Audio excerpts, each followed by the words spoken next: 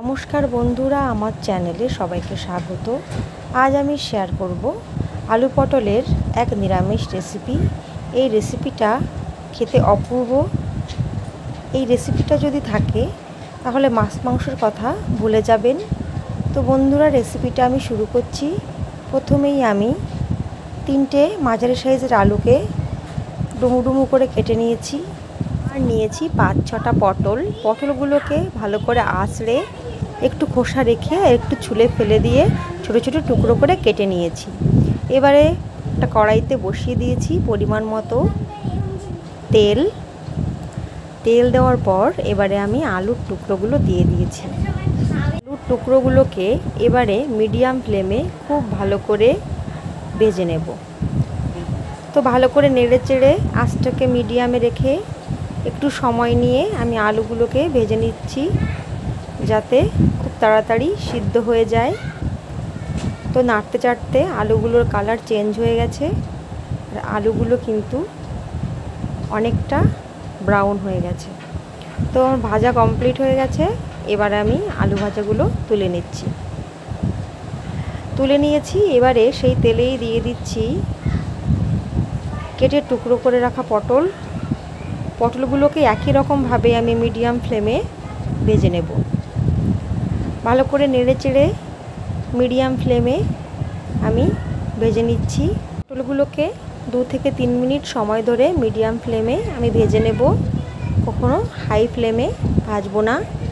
তো নাড়তে চাড়তে পটলগুলো ভাজা হয়ে যাচ্ছে আর পটলের কালারগুলো চেঞ্জ হয়ে যাচ্ছে। তো ভালো করে নেড়ে চেড়ে আমার পটল ভাজা হয়ে গেছে। এবারে আমি পটল ভাজাগুলোকে তুলে নেব। তুলে নিয়ে সেই কড়াইতেই দিয়ে দেব পরিমাণ মতো সর্ষের তেল। আর এদিকে আমি কিছু গোটা মশলা নিয়েছি। আমি 6টা কাজু বাদাম, গোটা গরম মশলা, 2টো কাঁচা লঙ্কা নিয়েছি। এবারে এই মশলাটাকে একটা মিহি পেস্ট তৈরি করে নেব। তো পরিমাণ মতো আমি সর্ষের তেল দিয়েছি। তোমরা যে যেমন তেল খেতে পছন্দ করো সেই হিসাবেই তেল দেবে। তেলটা গরম হয়ে এলে আমি দিয়ে দিচ্ছি 1/2 টিস্পুন গোটা জিরে আর 2টো তেজপাতা। লো ফ্লেমে ফোড়নটাকে একটু ভাজা ভাজা করে নিচ্ছি। ফোড়নটা ভাজা ভাজা হয়ে গেলে দিয়ে দিচ্ছি একটা মাঝারি সাইজের টমেটো কুচি। টমেটো দিয়ে লো টু মিডিয়াম ফ্লেমে টমেটোটাকে একটু ভেজে নেব, যাতে টমেটোর টুকরোগুলো গলে যায়। তো ভালো করে আমি নেড়ে নিচ্ছি। এবারে দিয়ে দেব বাটা মশলা। আমি যে গোটা মশলাটা শিলনোড়ায় পেস্ট করে নিয়েছিলাম, সেই পেস্ট করা মশলাটা দিয়ে দিচ্ছি। আঁচটাকে একদম লোতে রেখেছি। এবারে যে পাত্রটায় আমি বাটা মশলাটা রেখেছিলাম সেই পাত্রটা ধুয়ে দিয়ে দেব কিছুটা পরিমাণ জল দিয়ে নেড়ে একটু মিশিয়ে নেব। তারপর এর মধ্যে দিয়ে দেব পরিমাণ মতো নুন আর হলুদ গুঁড়ো। আমি এখানে 1/2 টিস্পুন হলুদ গুঁড়ো দিয়ে দিচ্ছি, আর দিয়ে দেব 1 টিস্পুন লাল লঙ্কার গুঁড়ো, আর দিয়ে দিয়েছি 1 টিস্পুন জিরে গুঁড়ো। এবার সমস্ত উপকরণকে খুব ভালো করে লো টু মিডিয়াম ফ্লেমে কষিয়ে নেব, যতক্ষণ না পর্যন্ত মশলা থেকে তেল ছেড়ে দিচ্ছে। তো কখনোই আমি আঁচটাকে বাড়িয়ে দেব না, তাহলে মশলাটা পুড়ে যেতে পারে। লো টু মিডিয়াম ফ্লেমেই ভালো করে মশলাটাকে কষিয়ে নিচ্ছি। ভালো করে নাড়তে চাড়তে মশলাটা যখন কষে আসবে, মশলা থেকে তেল ছেড়ে দেবে, তখন আমি দিয়ে দেব সামান্য একটু চিনি, যাতে এই রেসিপিটা একটু মিষ্টি মিষ্টি হয়। তো আমি এখানে চিনি দিয়ে আবার একটু মিশিয়ে নিয়ে দিয়ে দেব ভেজে রাখা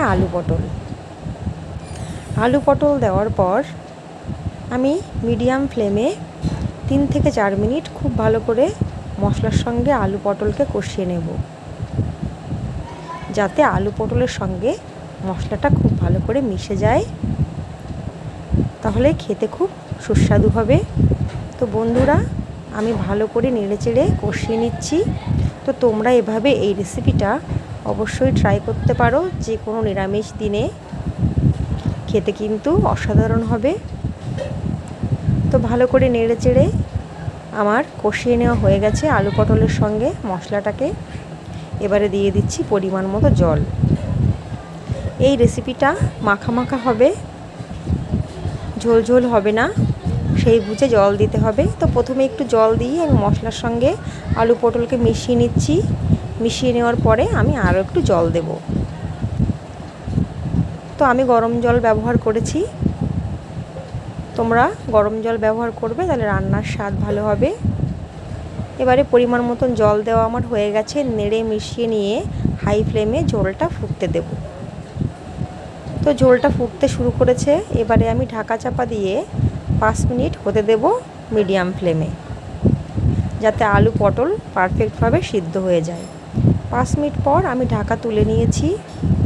আমার ঝোল অনেকটা কমে এসছে আর আলু আর পটল অনেকটা সিদ্ধও হয়ে গেছে। দিয়ে দিচ্ছি 2টো চেরা কাঁচা লঙ্কা, যাতে সুন্দর একটা ফ্লেভার আসে। এবারে আমি হাই ফ্লেমে আরও 2 মিনিট ঝোলটা ফুটতে দেব। তো 2 মিনিট আমি ঝোলটা ফুটিয়ে নিয়েছি। এবারে দিয়ে দিচ্ছি হাফ টিস্পুন ঘি। হাফ টিস্পুন ঘি দিয়ে এবারে আমি মিশিয়ে নেব। মিশিয়ে নিয়ে ঢাকা দিয়ে রেখে দেব 5 মিনিট।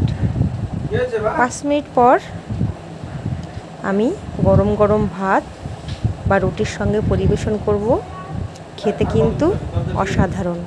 তো বন্ধুরা, এভাবে রেসিপিটা ট্রাই করার অনুরোধ রইল। আশা করি তোমাদের ভীষণ ভালো লাগবে। এই রেসিপিটা থাকলে মাছ মাংসের কথা ভুলে যাবে, এই রেসিপিটা চেটে পুটে খাবে। রেসিপিটা কেমন লাগলো কমেন্ট করে জানাবে। ভালো লাগলে লাইক কমেন্ট শেয়ার করার অনুরোধ রইল।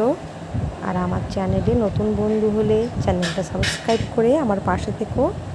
সকলে খুব ভালো থেকো, সুস্থ থেকো। দেখা হবে পরবর্তী কোনো ভিডিওতে।